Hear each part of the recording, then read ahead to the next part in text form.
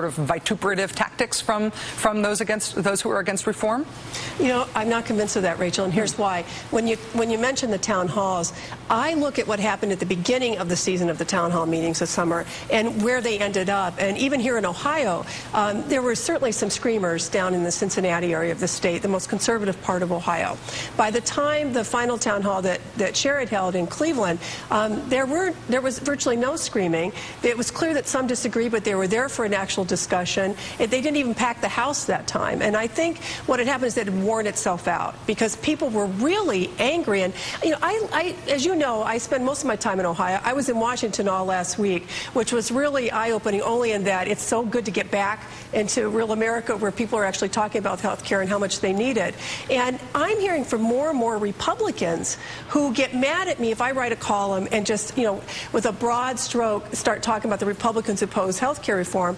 They keep weighing in with me in increasing numbers and saying, no, no, no, we're not all against health care reform. We're not those wackos. We're not Glenn Beck. We're not Rush Limbaugh. We're not listening to those shows. We have some real concerns and we want to talk about it, but please don't lump us all together. And that, to me, more than anything, has convinced me that they're just losing steam on these fear tactics of McCaughey.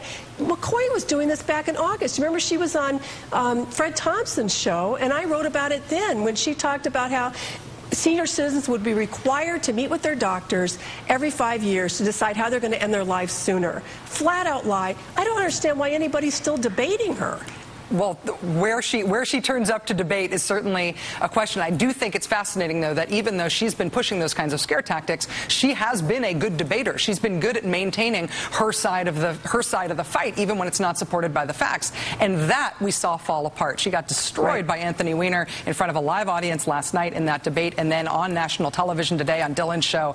And I think seeing her sort of lose it, somebody who knows what to prepare for, I think is a sign that maybe they don't know where they're going next. I think you're right. She got rattled. And part of it, she got rattled because she was in front of live audiences, as you said, or she was being questioned by real journalists, not just being on conservative shows where she gets to pipe up with all this stuff that is just absolute nonsense and unconscionable because it's just meant to scare the most vulnerable people in our country.